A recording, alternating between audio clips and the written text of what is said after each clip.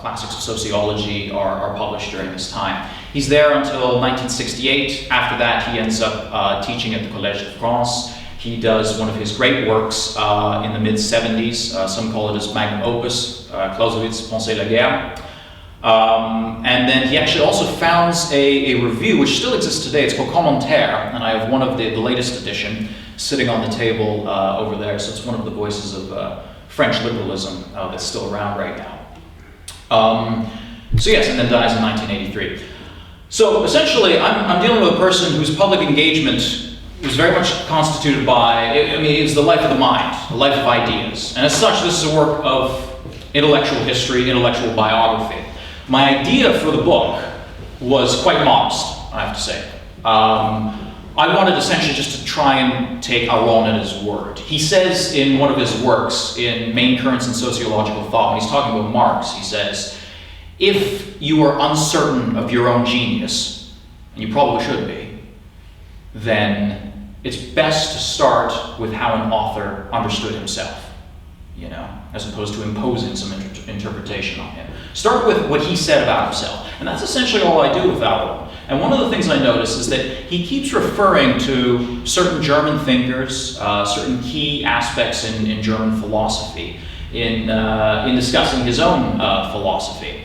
And what I noticed in a lot of the literature is there's a tendency to talk about, let's say, how he fits into the French liberal tradition, Montesquieu, Tocqueville, all those guys. Some other people like to talk about this Aristotelian side of Aron. They focus on what he has to say about prudence, or they focus on what he has to say about political regime, which sounds very Aristotelian. I don't necessarily disagree with the literature on this, but I wanted to actually look at Aron through this prism of German thought, which is how I think he actually looked at himself as well. And I think that there's an underlying coherence to his thought over his whole life, which is based in problems raised by certain German thinkers. They are none less than examining the specific features of consciousness of man by man, or of human history by an historically situated subject, the relation between knowledge and action, and, in the end, between philosophy and politics. So we'll get into a little bit of that today. And so essentially what I've done in my book is I've divided it into three sort of sections that deal with three main parts of Aron's thought: history, sociology, praxeology. And I have essentially assigned a thinker, a German thinker, to each one of these sections with whom I think Aron is in dialogue. So in the case of history, it's Wilhelm Dilthey. In the case of sociology, it's Karl Marx. And in the case of praxeology, it's Max Weber. And what he understands by praxeology, I'm not exactly sure how Mises uses the term. This is going to be part of my education here at the Austrian Economics Center. What Aron means by it is sort of the relation between morality and ethics and political action and power and that sort of thing. Okay, so what we'll do is we're going to go through each of these three sections, and hopefully it'll be interesting and appealing. And I will have considered my work here successful if it inspires even just one of you to read something by Aron. Not even my book. Read Aron. He was more intelligent and wrote with greater clarity than I do. And frankly, was a voice of moderation, sobriety, which was sorely lacking in Paris of his day. And, well, sorely lacking probably in the Paris of today, and in the world at large. So read Aron is, I suppose, the main thesis statement of my talk. Okay, so history. How do we look at history? You had some people, if you'd asked a guy like Machiavelli or Polybius or Plato, they would have seen it as cycles of regimes. So you've got a monarchy, but then, the monarch becomes corrupt and, self-centered and everything, and it degenerates into a tyranny. You get a coterie of the best men, the aristocrats, who overthrow him, and then you have an aristocracy. But they too become corrupt, as tends to happen, and it turns into an oligarchy. And then you have the people rise up. It becomes a democracy, or what they call a politeia. But then that becomes corrupt as well, and turns into some sort of anarchy or mob rule, and then we come back to a monarchy, basically. So if we look at our history, right now, and everything that we're writing about democracy, we're probably somewhere, I don't know if we're still in the good form of democracy and the bad form of democracy, but it would seem like whether in our lifetimes or not, according to this ancient view of cycles, we might have monarchy coming up. actually, at some point. We'll see. Yeah, so that was one way you could look at it. Another way you could look at history would be like decline, for example. And this is an old narrative. We're constantly in decline. I mean, what, just last year, Jonah Goldberg, writes for National Review. He published the book Suicide of the West. He's looking at how tribalism, identity politics, nationalism, populism are destroying American democracy. 50 years before that, you had James Byrne also published a book called Suicide of the West. But he's kind of looking at how liberalism is responsible for the West's demise, and not just left-wing liberalism, but classical liberalism, it would seem. 50 years before that, you have Oswald Spengler, also talking about decline of the West. I mean, it's a long narrative. Go back to like Hesiod, the idea that we had a golden age, and then there's a silver age, a bronze age, heroic age, and now there's us. Very, very imperfect.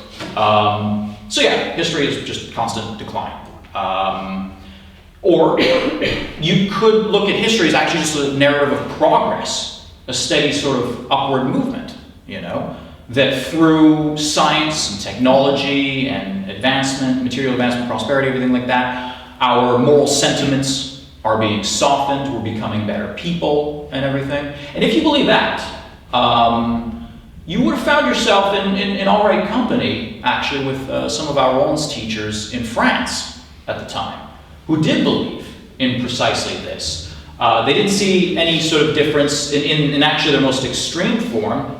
They did not see any difference between the laws that govern the natural world and the laws that govern the human world, and everything was just sort of on the up and up. I'm oversimplifying as I go through all of this because I'm going to run through a whole bunch of ideas, so forgive me for that. So this is essentially what's going on in France, one of the main ways of looking at the world. And that's what Aron was raised with. He goes over to Germany in the 1930s. What do the Germans think about history? Well, it's a little bit different. And it's a very complicated story. So if I'm going to boil it down, I would say you're dealing with a post-Kantian tradition where they have a clear separation between the natural world on the one hand and the human world on the other. And part of the reason this distinction was important was because the natural world's governed by laws of development, but the human world has free will. So there's an element of unpredictability there. So it's sort of your difference between positivism on the one hand and idealism on the other. Now that put German historical thought in a weird sort of position. One of the reasons for that is you see the development here of something called Historicism, which also has a lot of meanings. But one of them is that any sort of historical time period that you look at is totally unique in and of itself. Every sort of configuration. It's kind of like Heraclitus, where he says that you can't step into the same river twice. Everything's constantly in flux, but everything is every configuration, what we got right now, is totally unique, So you had some historians who essentially were looking at history as a laundry list of just every kind of unique sort of event or whatever. But actually connecting them was something that they weren't very successful at. You had other people who decided to go the exact opposite end and say, you know what, let's try and find one sort of principle by which we can explain all of history. And that's what a guy like Hegel does, for example. You have this whole Weltgeist and everything like that. Marx does it too. But with Marx, it's a bit different, because Marx chooses to jettison the metaphysical foundation that Hegel is using, and he wants to base it on materialism, not idealism, on science, and not metaphysics. Now the guy I chose for this section was Wilhelm Dilthey. Why? Because Dilthey is dealing with a bit of a different problem. Dilthey's problem is, okay, he wants to understand the whole course of history. How can I account for all of history? But at the same time, though, he's also said, how can I understand it when I'm in it? When I'm kind of a part of the very object that I want to study. Now, this sounds really abstract and silly, but to put it in really concrete terms, what Dilthey wanted to figure out was, or what Dilthey believed, is that you had a sort of dialectical or reciprocal relationship between you as, someone examining an object of research and, being a part of that object of research and how it affects you. So let's put it into terms like you get let's say you have a married couple. If you're to ask a married couple how they look at their lives, or how they look at the history of their marriage, how long they've been married, they look back and they point to probably when they got married, and they point to some of the great moments of their marriage. That's how they'd see their history. Now, let's say they get divorced now, and let's say it's a particularly acrimonious divorce.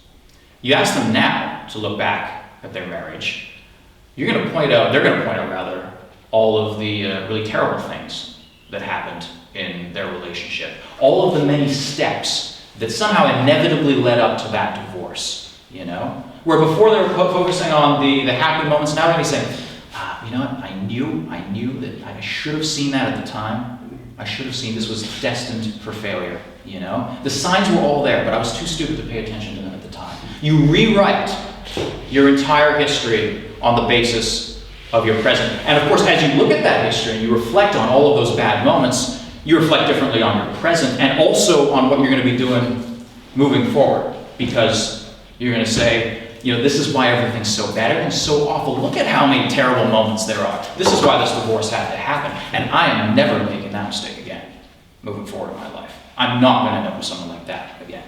You rewrote the entire thing, on the basis. And so there's on the basis of what is going on in the present, on the basis of changed events. So the point is that there is this constant sort of interaction between how you view your present and how you view your past, and how you view your future, where you're going, in light of all of that. It's constantly in flux. So this was essentially Dilthey's issue, and one of the problems that he runs into, though, is he thinks that you need to be able to, you can't really say anything truthful unless you have sort of seen all of history. But that means then that history needs to come to an end. Now, Dilthey was not blessed with the friendship of Francis Fukuyama, so I'm not sure what he would have said to him. But on the other side of the coin, though, if history's not at an end, because it's not, then that would mean that we haven't found the truth. You can't actually say really anything true about history. Moreover, is history even possible without truth or progress? So Dilthey gets caught up in this issue, which he never really fully resolves, and he ends up passing away in 1911. Our own solution is partly in some respects elegant, but partly also, on Dilthey's terms, a bit of a cop-out. Our own basically says, look, we can't account for all of history, It's not going to be a singular interpretation for all of human history. Instead, you're going to have a plurality of interpretations. And this isn't a sort of like cop-out or some sort of cheap concession to relativism. It makes sense. I mean, if you take, for example, look at a guy like Thucydides. Our own loved citing Thucydides for all sorts of reasons. Because Thucydides is incredibly rich. In fact, in addition to reading our own, read Thucydides as well. Those are the two things to read. And then read my book afterwards. Thucydides, how's Thucydides interpreted throughout history? If you go back to the 17th century, the first direct English translation, and still one of the greatest in the English language, of Thucydides from ancient Greek and English is by Thomas Hobbes, 1627, 1629, something like that. Now Hobbes writes a long preface to it, and he says, well, Thucydides' narrative is basically showing just how awful democracy is. And, Hobbes had all sorts of reasons for saying that. Skip forward. In the First World War, people were looking at Thucydides because his outbreak of the Peloponnesian War looked to some people very similar to the outbreak of the First World War. A small kind of event, but because of an alliance structure or something like that, it all ends up going to hell. The Peloponnesian War starts with basically you've got Corcyra, which is the son or daughter city of Corinth. Corinth is there with Sparta, and all of a sudden Corcyra asks Athens for help, because they've got some small little dispute going on between the two of them, and then Athens and Sparta jump in, and what looks like, war that should have been over by Christmas ends up taking a lot longer. In the Second World War, people saw something else in Thucydides. the sort of bipolar world. Athens versus Sparta, maritime empire, United States versus USSR, land power, democracy versus authoritarianism, totalitarianism, whatever. And these aren't being read necessarily into Thucydides. This all exists in Thucydides. That's why he's so rich. They're all valid interpretations. So this is one of the things that Aron says: a plurality of interpretations. Another thing that he talks about, though, is I mentioned earlier, one of the conceits of historicism was this idea that every kind of historical time period is totally unique to itself. Now, forget about how we address the complicated question of how do you parcel out a time period? When does one begin? When does one end? But every single moment is entirely unique in and of itself. And also that the logic of a particular time period, to the extent that even the reason of a particular time period was unique to that time period, that it remained incommunicable to other time periods. And Aron says that, no, basically reason, it can be empirically observed that reason exists through time, actually. We wouldn't be able to read Thucydides and profit from what he has to say there if there weren't some similarities in his way of thinking and in his world compared to ours. So reason exists through time. So one of the things that Aron wants to figure out then is, what is it that makes our time so interesting? Or what is it that makes our time unique? In what respects is our society the same as all the ones that preceded ours? In what respects is it totally different? And this is where we come to the need to study society, and the second part of the book, which is called Sociology. So, as what's totally unique about our time period and what is consistent with all other societies. Now, Aron's going to study this question on many different levels. This is one of the reasons I think he's also involved in journalism. Because in journalism, every day, he's trying to comprehend history in the making, trying to comprehend what is the same, what is changing over time. But he also studies this question in some of his lectures at the Sorbonne. In fact, his very first lectures there, which deal with what he calls industrial society. So essentially what he's trying to study here is no less than what has been called by some other people modernity. And many different people have different views as to what constitutes modernity. If you'd asked a guy like Karl Marx, he would have said, well, our time period is characterized by the class struggle. And not just any class struggle, specifically the class struggle between bourgeoisie and the proletariat. If you'd asked someone like Tocqueville would have said, our time is characterized by this steady sort of movement towards democracy and egalitarianism. And not just democracy as a system of government, but also democracy as an ethic, where equality becomes our very highest goal. And the question for Tocqueville then is our egalitarian society going to be a free one, or is it going to be a tyrannical one?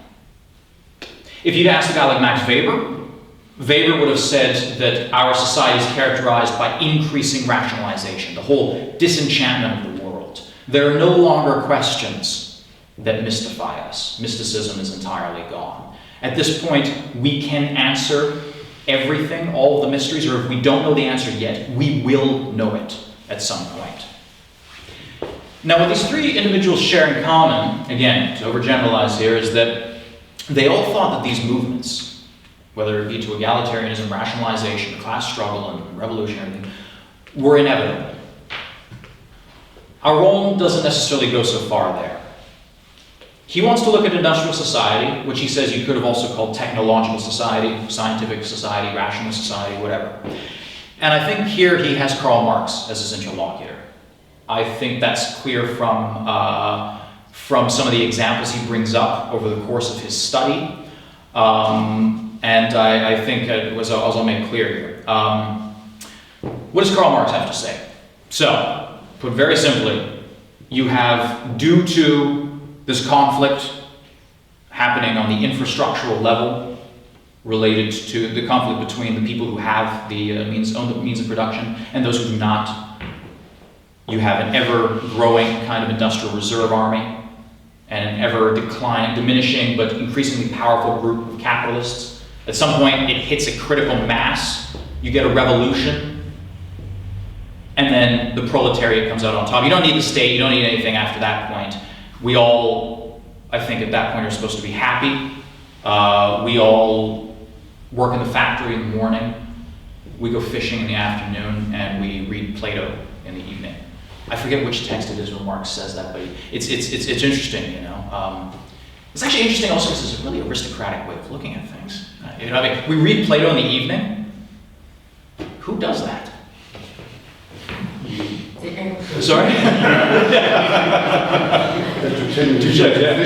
Yeah, that's right. I don't go to the factory, I don't fish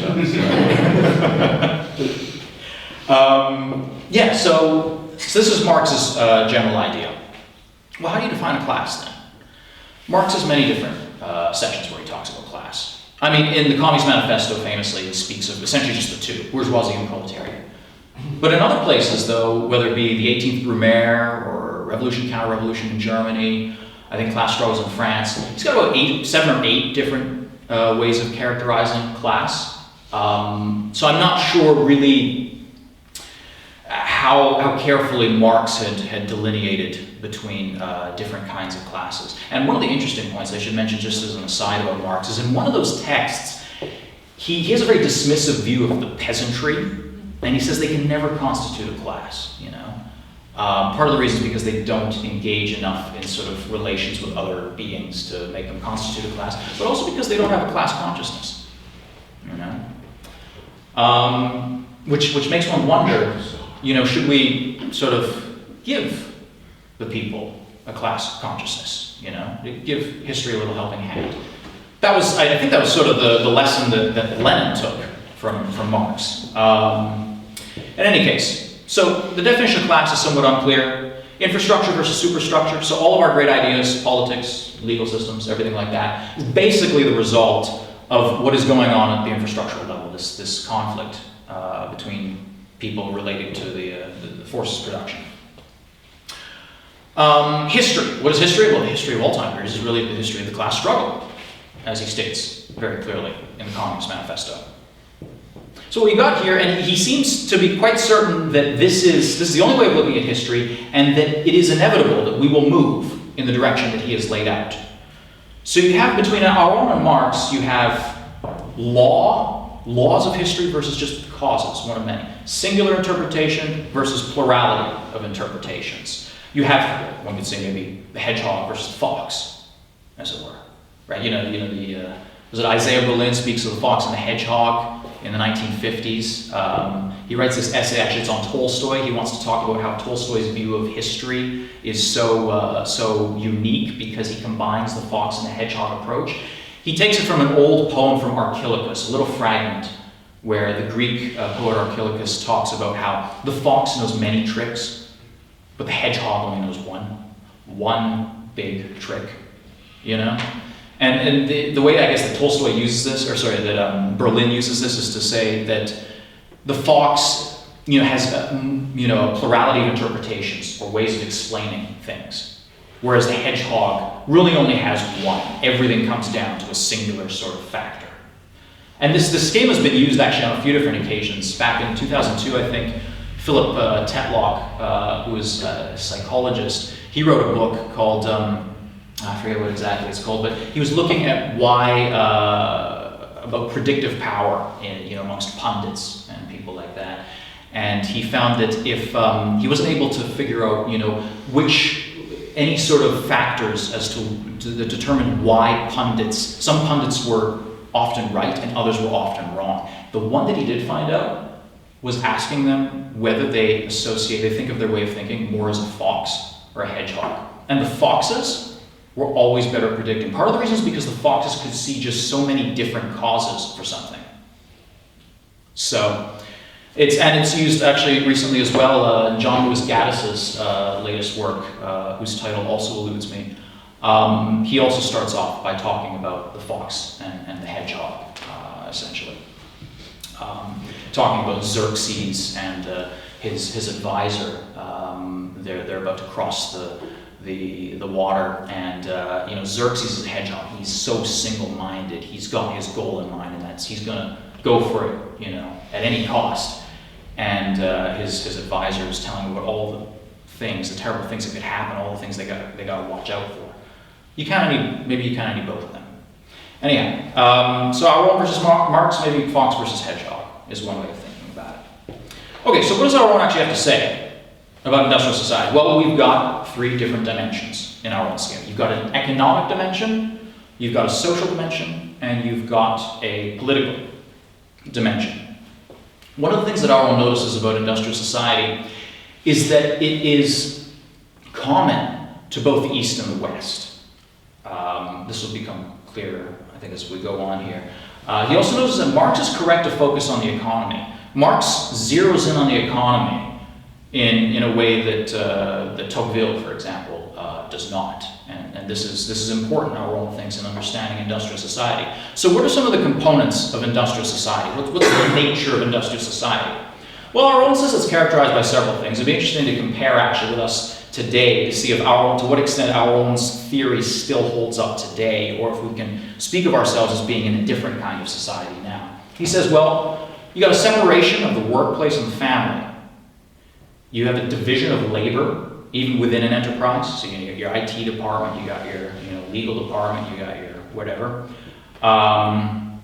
You have an accumulation of capital for investment and expansion. You have economic calculation with a view to increasing capital. And you have a concentration of workers in the workplace. And he mentions some other components in terms of the social aspect of industrial society. He says you have urbanization, people moving to the cities. You've got what he called salarization, so he meant essentially growing number of wage earners, a decreasing number of independent earners. You have differentiation, more jobs with specialized skill set. And you have what he calls embourgeoisement, becoming more bourgeois, increasing standard of living for the majority of the population. Now, I mean, it's interesting in our context today, especially when I read some of these first ones, like separation of workplace and family. Really? Wake up every morning, go to bed every night, you check your emails, you write your 200th incomprehensible email for the day, I mean, everything's moving at such a fast pace and whatnot. Is our workplace and our family really separated? I can tell you mine isn't. I don't know about yours. But division of labor, even within an enterprise. I can't tell you how many friends I've spoken to, some of them are even sitting here right now, whose job descriptions do not in the slightest reflect what it is that they're doing in an enterprise. I mean, it's crazy. You're kind of expected to sort of be a Renaissance man. You do a little bit of everything. You're working in every sort of department.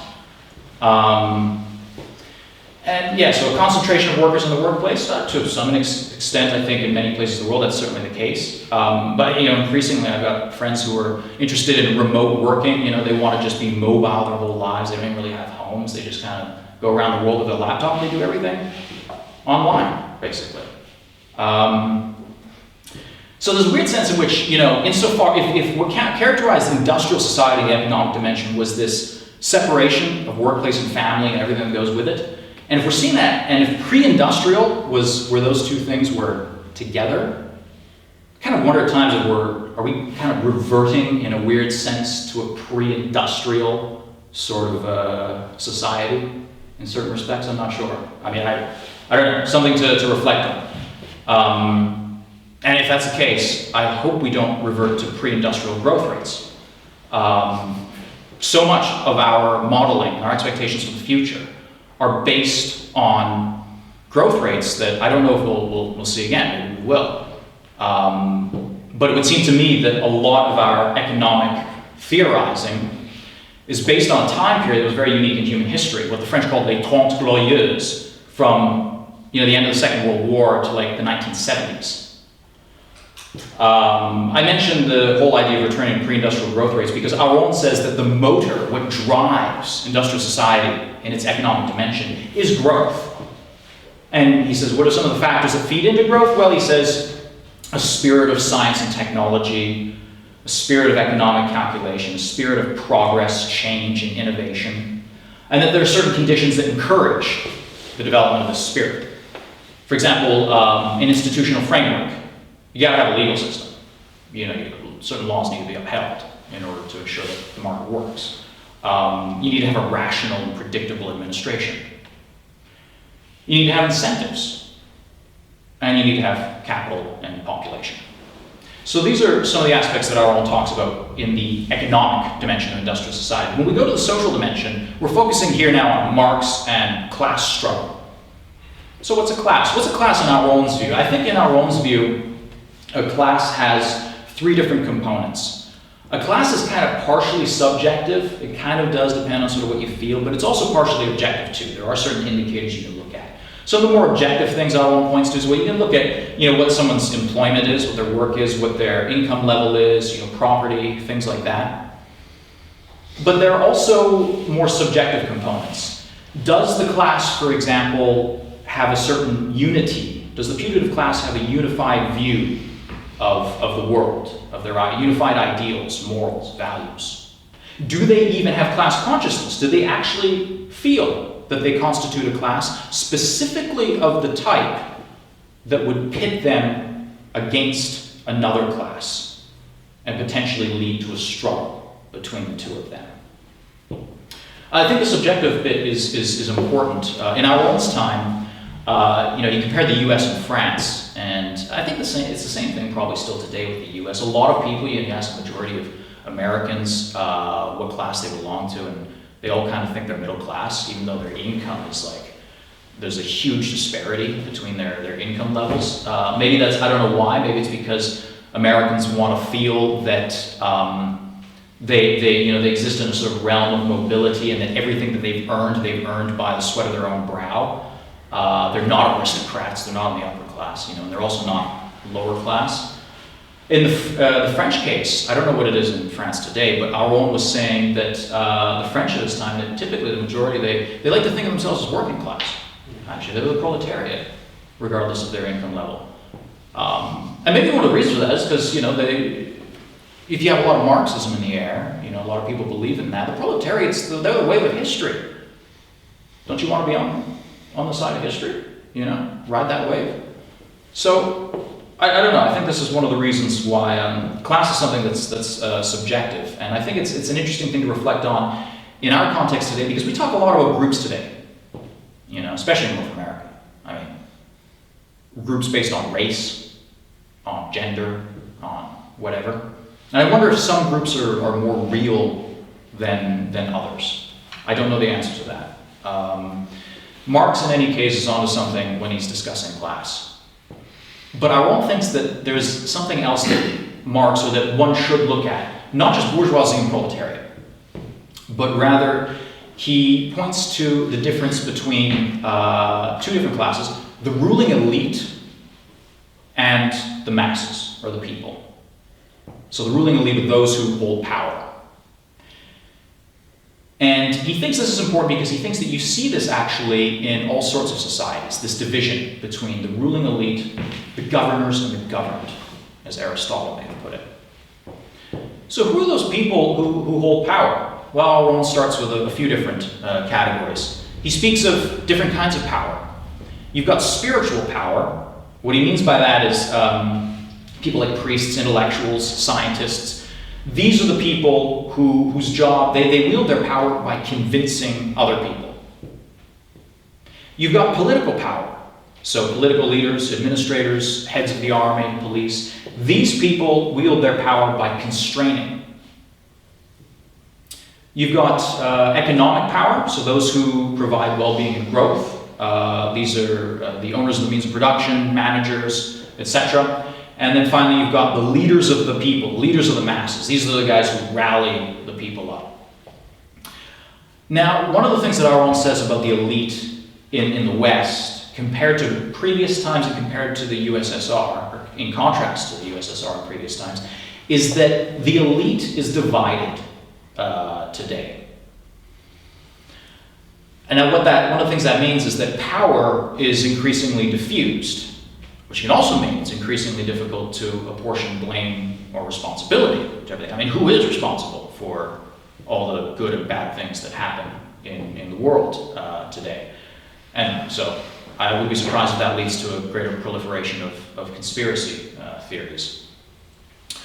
Now, the key point here is that the analysis of power and these different classes leads to an analysis of political regimes. And here, one of the reasons why I think that our own looking at the social element is so important is because he connects the historically unique dimension of industrial society, namely our focus on growth, the economy, everything like that, with also the perennial questions of political philosophy, which is to say the question of the regime, the best regime. And we come to the third part of his sociological analysis, which is his analysis of regime. We talk a lot about democracy nowadays, sometimes to lambaste it for not producing the sorts of outcomes that we would want it to produce. Our own actually preferred to use the rather infelicitous term of constitutional pluralism, but because he felt that more accurately described what people were referring to when they talked about democracy. And so by that he means, essentially the society that we live in right now. They're legally organized, there's a peaceful competition for power, where the party in power acts in conformity with the Constitution and the laws. It is driven by a respect for law and a sense of compromise. It has certain ideals as well: popular sovereignty, equality, liberty. Now, the problem with these ideals is that they can also be interpreted very differently. I mean, we know Hayek's famous distinction between equality before the law and equality of outcome, for example. Similarly, liberty can be interpreted in many different ways. He doesn't really take a side on which interpretation is correct or anything. He just says this is his analysis is sociological. He's saying this is what people are essentially saying, in terms of their definitions of liberty. And there are weaknesses as well with this kind of regime. The literature today is certainly, exposes a lot of them too.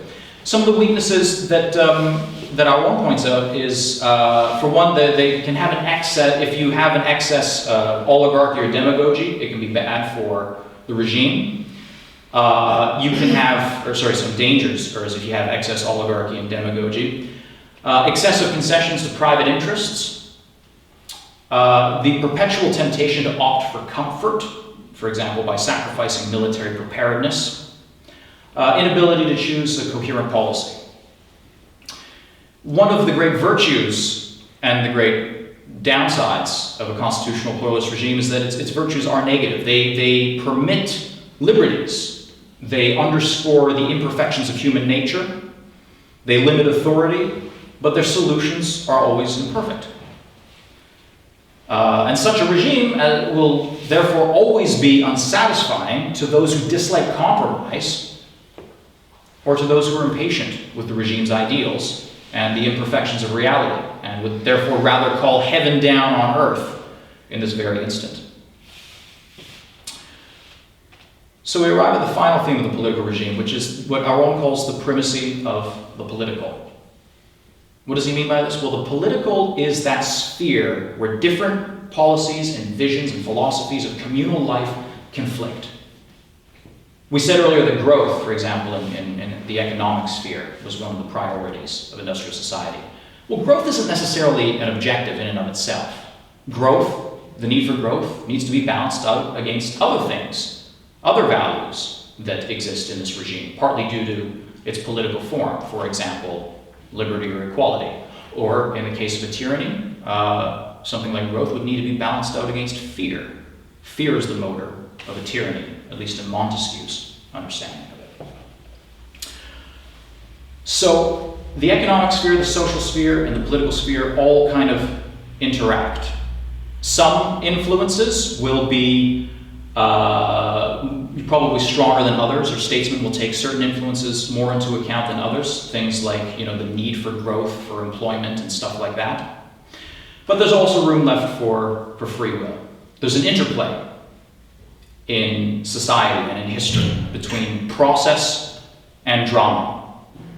What that means is that there are certain currents in history that make certain societies or forms of behavior probable, but there's always a little bit of room left for free will. To give another example, an historian, I was watching a video a little while back, and a historian says, if you had an alien drop in and take a snapshot of like human society, just like every 100 years, just to see how we're doing. If you stopped off 1700, 1800, 1900, 2000, it's not looking bad. I mean, we got a lot of advancements at the time, a lot more people, everything like that. You would have missed some of the important dates in those 3 centuries. And that's sort of exactly Aron's point. You have process, the sort of steady, maybe upward kind of movement over the 3 centuries, but you've also got drama that happens in the meantime. Wars, for example, that break out, great moments of violence. And one of the things that means is that individuals, because individuals are largely responsible for a lot of drama, individuals and accidents make a difference. What does the Second World War look like without Churchill, or without Hitler, for that matter? And that's where you come to the final part of the book, which is Praxeology. Individuals make a difference. What should the individual do? What should the statesman do? That's sort of the person that Aron focuses on. Aron relates back in 1932. He was, coming back from Germany for a brief period of time and to France, and his older brother was hobnobbing with a lot of politicians, and so Aron had the opportunity to meet a certain Joseph Paganon, who was Undersecretary for Foreign Affairs. And Aron was doing much like I'm doing here today. He was speaking at great length about philosophical issues without really knowing how to connect them to reality and that sort of thing. And the statesman put to him a very simple question, which if you needn't put it to me today because I won't know how to answer it, simply like Aron did not as well. I said, fine, you know what? Actually, the Secretary for Foreign Affairs is a man of great initiative. He loves hearing new ideas and proposals. He likes hearing what the youth have to say. Tell me, if you were in his position, what would you do? And Aron apparently he had nothing, at that point. But from that moment on, Aron thought to himself that he was always going to try and put himself in the perspective of the statesman and figure out, given those constraints, given the imperfect information, the fog of war, what is actually possible? What can you actually do? Now, I'm not going to talk at all actually about what he says in specific instances, because my book doesn't really deal with that. I deal with more the philosophical level. And Aron had a tendency to speak about certain principles of political action. He refers, for example, in the text that I have over there on the table, Peace and War. He creates this sort of dichotomy, a very simplified one, between Machiavelli and Kant. So Machiavelli for him represents a certain sort of cynical view, a power politics-based view of human nature. And one also where the only sort of moral standard you need to care about are the consequences of your actions. So the actual intentions going into it, your convictions, are irrelevant. What is of greatest import are the consequences. I should mention as an aside that Machiavelli nowhere actually says ends justify the means. He has only 2 sections in one of the Prince and one of the Discourses where he says that if you are sort of blamed or accused for a certain act, if the consequences were good, then you are excused for having done that, which is a very different thing because it doesn't make it a morally sort of operative principle. It's not a general principle. It's an ex post facto sort of clarification for that act. Kant is the other guy, on the other opposite. He's got this deontological ethics, and basically for him, the consequences don't matter. What matters is that you act according to specific rules, regardless of the consequences. Marx, as well, is someone that Aron uses at times. Marx is what Aron calls the politician of reason, with a capital R, of a singular sort of reason. He believes that he's seen the future, and your job as someone in a position of power is simply to do what you can to kind of make it happen, because it's obviously the only way that things can go. But the person I choose to confront Aron with here is Max Weber, for all sorts of reasons. One of them is that Aron had felt that he had shared with Weber a Wahlverwandtschaft, as he terms it, an elective affinity. They both believed, they took individuals and intentions as their starting point. They both believed in some level of free will. They had a partial view of history. They both believed that in a plurality of interpretations and that you can understand partial causes throughout history. This is important because what was once our past, or what is our past, was once the uncertain future for others. So what does Weber have to say about action? Well, Weber lays it out most clearly in his lecture of 1919, Politik als Beruf. Two ethics, Gesinnungsethik and Verantwortungsethik. The ethic of conviction, the ethic of responsibility. And put simply, the ethic of conviction is you act in accordance with whatever your conviction happens to be, regardless of the outcomes. And the ethic of responsibility is that you take responsibility for the consequences of your actions, including the unintended consequences of your actions. He felt especially that the ethic of responsibility is something that a politician needed to cultivate. Now, Weber says that earlier on in his lecture, but as he goes on, it seems clear that he kind of wants a politician to combine these two ethics. And there's some other conceptual problems with them. One of the points that Aron brings up is that both ethics assume that you can either calculate or not calculate the consequences of the action. But what that means is that they assume that you would have time to reflect on your action. And so Aron says there might be another dichotomy that we should take into account in analyzing political action, which is reflected decision versus immediate action. And in our increasingly sort of, short-term view of the world and just how fast decisions need to be made and how fast information flows in this day and age, that might also be a useful dichotomy. So yes, for Weber, though, the statesman combines both ethics. And what Weber has to say about this combination, he says it's a stirring sight when a politically mature man who feels with his whole soul the responsibility he bears for the real consequences of his actions and who acts on the basis of an ethics of responsibility says at some point, "Here I stand, I can do no other." A phrase that was commonly attributed to Martin Luther, "Hier stehe ich kann nicht anders." So that's the kind of statesman that Weber wants. What ends, though, should a politician seek out? Weber has a decidedly convictual view of the world. Weber, sees Germany as being a Machtstaat because it has 70 million people. And what does he say? He says the demands placed on a people organized as a Machtstaat are inescapable. Future generations, and particularly our own successors, would not hold the Danes, the Swiss, the Dutch, or the Norwegians responsible if world power, which in the last analysis means the power to determine the character of culture in the future, were to be shared out without a struggle between the regulations of Russian officials on the one hand and the conventions of English-speaking society on the other, with perhaps a dash of Latin raison thrown in. They would hold us responsible. And quite rightly so, for we are a Machtstaat and can therefore, in contrast to those small nations, throw our weight into the balance on this historical issue. That is why we and not they have the accursed duty and obligation to history and to the future to resist the inundation of the entire world by those two powers.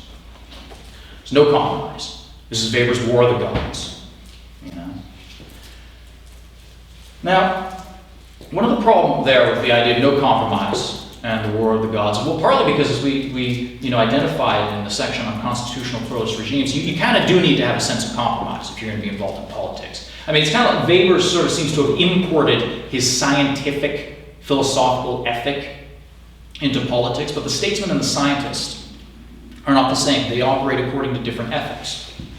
With the scientist, of course, with the scientist, I guess you don't want to compromise. You don't want to compromise your devotion to truth. You want to find out what the truth is. You're not going to go for half-truth. Whereas with a politician, oftentimes you might have to opt for a half-truth. So Weber speaks, but when Weber speaks of the ethic of conviction, he sort of speaks as if once your ethic's been chosen, then you have to stick to it just because. It's sort of an existential choice.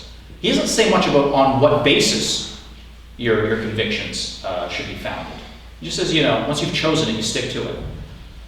The problem, though, is that it at times also seems that Weber speaks as if choosing reason itself, or in science, were nothing other than an existential choice.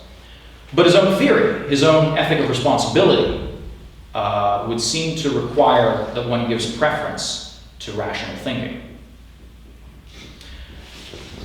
So with Weber, there's a plurality of human ends, but they're always incompatible. For Aron doesn't necessarily think so. He doesn't necessarily think that the ends that we choose are incompatible. Maybe some of them are, but maybe some of them are compatible. Part of the reason for this is because Aron doesn't think that once you choose your ethic, once you choose your conviction, what it is that you want to attain, that you have to stick to that for all time. We are, as human beings, open to reason and persuasion. In fact, that's the very stuff of a constitutional pluralist regime, where we want to see a peaceful transition of power. We want to convince our interlocutors of our views. We want to change their convictions, not through force of arms, but through force of words. And these are ongoing processes, reason and persuasion. And so in the realm of science, the tragedy of Weber's philosophy is that he undermines his own dedication to science by assuming that science is nothing other than an existential choice. In the realm of politics, the tragedy of Weber's philosophy is that he expected that increasing Germany's power would foster German culture and grandeur. But because he defines power exclusively in terms of force of arms, he never thought that the naked pursuit of power could destroy the culture that he desperately wished to defend. And it's triply tragic in the sense that Weber understood this better than anybody else. What is tragedy? Tragic, once again, is the necessity to make certain decisions whose short-term risks are clear without being able to discern clearly whether one will achieve the desired outcome. But this is the essence of politics, and it was Max Weber more than anyone else who showed that for the actor, politics is defined by wages on the future, and that it appears to the historian like a series of intentions betrayed by events. Aron used to comment on the former French president Giscard d'Estaing and said that this man does not understand that history is tragic. He's spent more of his time reading John Maynard Keynes than reading Thucydides. Why should one read Thucydides instead of John Maynard Keynes? Why should one read Hayek, for that matter, instead of John Maynard Keynes? What should we do in the light of tragedy? Aron has one of the things that he says, one of the more philosophical things he says on this note, is what is often referred to in the literature as his morality of prudence. And in the context of international relations, here's what he has to say about the morality of prudence. Prudence, which Edmund Burke called the god of this lower world. The first duty, political but also moral, is to see international relations for what they are, so that each state, legitimately preoccupied with its own interests, will not be entirely blind to the interests of others. In this uncertain battle, in which the qualifications of the participants are not equivalent, but in which it is rare that one of them has done absolutely no wrong, the best conduct, the best with regard to the values which the idealist himself wishes to achieve, is that dictated by prudence. To be prudent is to act in accordance with the particular situation and the concrete data, and not in accordance with some system or out of passive obedience to a norm or pseudo-norm. It is to prefer the limitation of violence to the punishment of the presumably guilty party, or to a so-called absolute justice. It is to establish concrete, accessible objectives conforming to the secular law of international relations, and not to limitless and perhaps meaningless objectives such as a world safe for democracy or a world from which power politics will have disappeared. Prudence exists between dogmatism and relativism. Prudence, because prudence presupposes that you're acting in the service of the good. If someone is very prudently acting in the service of evil, it's not prudence, it's cunning, at least by Aristotle's definition. Prudence presupposes acting towards the good. It presupposes truth. But these things don't exist in relativism. In relativism, people either don't care about what's true or good, or they say that we just can't decide, so just do whatever. Dogmatism, on the other hand, so in other words, totalitarianism of the mind, means that you're unwilling to hear challenges. You're closed to reason. You already believe reason's on your side. So you're unwilling to compromise. You already have the truth. You already know what the good is. You don't need to talk about it anymore. Prudence is between these two extremes. At the root of politics lie values and reason. In other words, philosophy. Conflicting philosophies, which are not entirely closed off to each other, in which we can communicate between philosophies. We can try and convince interlocutors. So the root of politics lies philosophy, which we employ to interrogate and communicate our values. And these are threatened by totalitarianism, relativism, positivism, in other words, by any sort of dogmatism. So in this sense, the possibility of politics depends on philosophy. And yet, at the same time, it was the ancient Greeks who were the first to observe that philosophy also needed to be protected by the political regime. The political regime enables philosophy. In this sense, philosophy depends on politics. And to go one further, philosophy, our ideas, our political regime are all partially influenced by history and what we make of history. And so having gone from looking at the texture of history through an analysis of modern society and what the statesman should do, passing through tragedy and prudence, we return once again to history. Aron used to like paraphrasing a phrase from Karl Marx, actually. He used to always say, "Men make their history, but they know not the history that they make." Thank you very much for your attention.